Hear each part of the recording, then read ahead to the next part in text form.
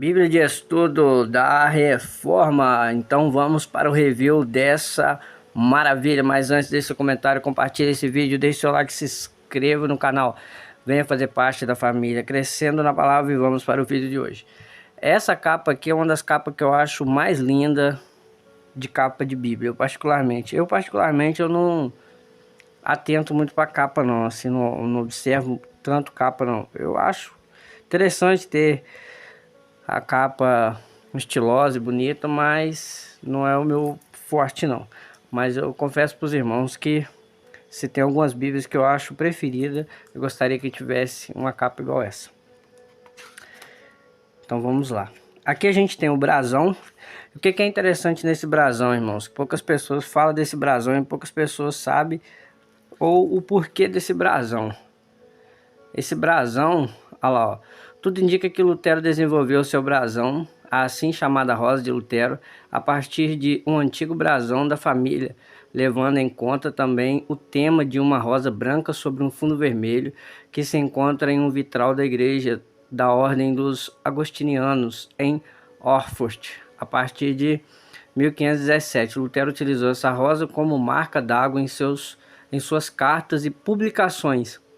Em 1530, quando Lutero estava no Comburgo, durante a Dieta de Wurzburgo, o príncipe João Frederico, o magnânimo futuro eleitor da Saxônia, encomendou um anel sinete com esse brasão para Lutero. Além disso, Lutero tinha recebido um desenho desse anel, numa carta escrita no dia 8 de junho de 1530, endereçada a Lázaro Spengler, promotor da reforma em Nuremberg. Lutero registrou seus pensamentos a respeito desse selo, interpretando como símbolo de sua teologia. Então, o brasão onde Lutero, ele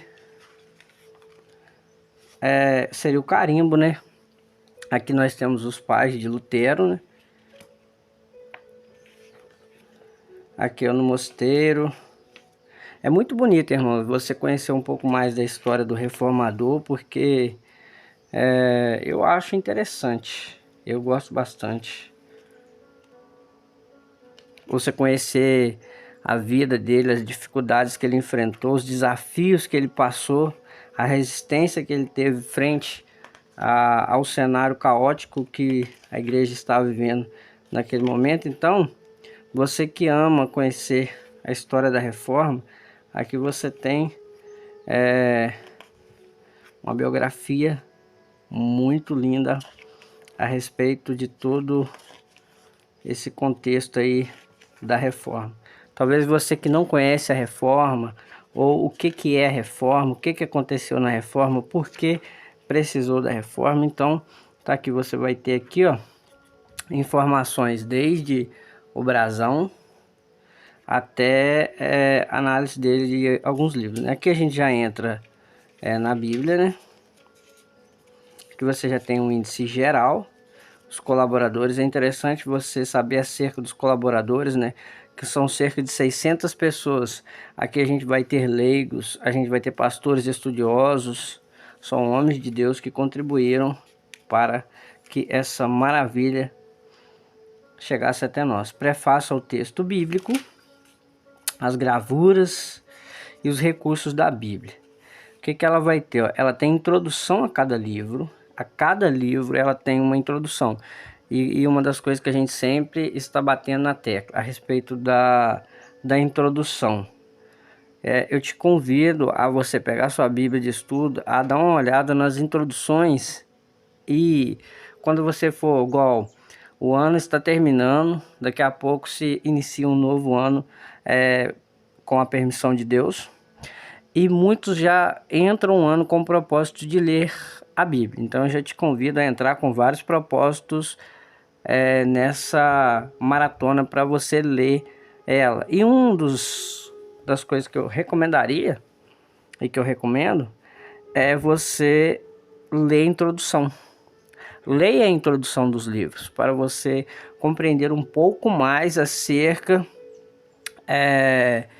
do contexto, do pano de fundo, datas e entre outros assuntos que vai estar na introdução. Aqui a gente vai ter, ó, a introdução ao livro, né? Aqui a introdução, aqui a gente tem a visão geral. O que é essa visão geral, irmão Elton?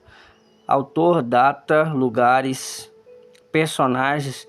É importante você olhar isso aqui para você compreender o autor do livro, a data possível, os lugares, aonde que a história ocorreu ali, os personagens, quais são os personagens que estão inseridos naquele livro, o propósito e os temas da lei, temas do evangelho e versículos para memorizar. Aí a gente vai ter o cabeçalho, quadros gráficos e mapas. Nós temos a tradução, né, que é a revista Almeida e atualizada. E aqui a gente vai ter tamanho real do texto, é um tamanho bem confortável. A gente tem as referências cruzadas. Essas referências cruzadas, elas ajudam muito. Notas de estudo são, se não me falha a memória, mais de 40 mil notas de estudo, citações dos pais da igreja, notas de aplicação da lei do evangelho. E aqui a gente tem ícones com ênfases teológica. Esses ícones aqui eu acho eles interessantes porque, né, Trindade, palavra, sacramento, missão, isso é muito bom, ajuda você a questão de assuntos. A gente observa uma dificuldade muito grande nos leitores da palavra de Deus, é a questão do assunto. O que aquele texto ele está falando? Às vezes a gente observa algum irmão ler algum texto bíblico e na sua explanação a gente vai vendo que uma das dificuldades é a pessoa pegar o assunto daquele texto. O que aquele texto ele está com o todo da Bíblia, os versículos anteriores e os versículos posteriores. E essa questão de ícones de assunto, você já identifica o assunto naquele texto. Quando você olha o íconezinho, você já está identificando ele. A gente tem guias de referência, abreviaturas, tá vendo? Olha lá, índice de artigos, quadros e mapas, diretrizes de transliteração. Aqui a gente vai ter tópicos bíblicos. Isso aqui é muito bom, irmãos. Se você tem essa Bíblia, você dá uma olhada nesses tópicos bíblicos. Um exemplo, irmão, eu preciso falar sobre comunhão. Aí você vem cá no texto, aqui ó. Aí você tem aqui ó, Atos 2, 42, 47, você tem as notas, entendeu? Isso é interessante porque você quer montar um estudo bíblico, você quer montar uma pregação, e na sua pregação você vai falar sobre, por exemplo, Balaão, aí tem aqui batalha espiritual, aí tem ali bem-aventuranças, tem ali casamento, aí você vai fazer um estudo sobre casamento, tá, irmão? Eu quero fazer um estudo sobre casamento, aí você vai lá, ó, no tópicos bíblicos, no início da Bíblia, da Reforma, e vai lá casamento. Olha o tanto de texto que você tem sobre casamento, e junto com ele você tem as notas, ó, olha lá, ó, tem os textos e você tem as notas que vai te dar informação para o assunto. Às vezes, irmãos, a maior dificuldade que a gente vê de muitos pregadores é disponibilizar tempo para poder escavar o texto e montar a estrutura da palavra. Às vezes dedica tempo aí, fica assistindo, maratonando série, jogo, filme, tudo quanto há. A gente não está fazendo apologia a nada disso. A gente está falando sobre o compromisso com a palavra. Se eu sou pregador da palavra, eu tenho que entender que eu tenho que ter compromisso com aquilo pela qual eu fui chamado. E se eu fui convidado para trazer uma palavra, eu tenho que honrar esse convite e esse compromisso. E como que eu faço isso? Me dedicando. Eu entro no meu quarto, eu tenho que ler a palavra, escavar o texto bíblico, orar, pedir direção a Deus, ler, meditar, memorizar, procurar para não falar às vezes heresia, falar coisas que a palavra não está falando, e não ir com o intuito de simplesmente entreter o povo, trazer uma palavra para massagear o ego. Não, ser fiel às escrituras e ser fiel à palavra de Deus.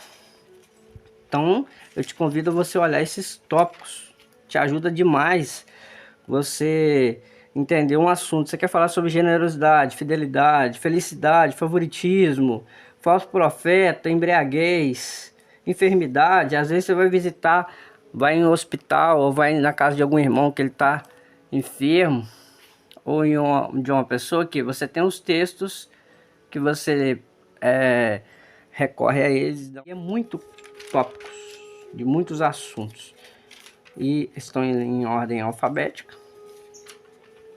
Aí depois que termina, você tem uma cronologia bíblica e história mundial. Isso é interessante, irmãos, essa cronologia bíblica, tá vendo, ó? História documentada, possível de ser datada. Aí você tem aqui, ó, no Egito, aí você tem aqui as datas, ó. Na Síria, Canaã, Israel, Mesopotâmia e Pérsia, Egito, África, Síria, Canaã, Israel, tá vendo? Aqui isso te ajuda demais você ter uma data cronológica dos assuntos. Quer ver, ó? Vamos dar uma acelerada e depois eu quero mostrar algo para os irmãos aqui que fica aí para os irmãos ver. Ó, leia o Evangelho identificando os modos de tratar Deus, de Deus tratar a comunidade. E aqui você tem o Antigo Testamento aí, os livros de Moisés. Aqui, ó, estudo crítico dos livros de Moisés. Aqui você tem um estudo crítico, ó. No século XVIII, estudiosos tais como Richard Simon começaram a questionar se Moisés simplesmente editou esses livros, escreveu algumas partes, ou talvez nada tenha escrito. O que é interessante acerca disso, que poucas pessoas falam?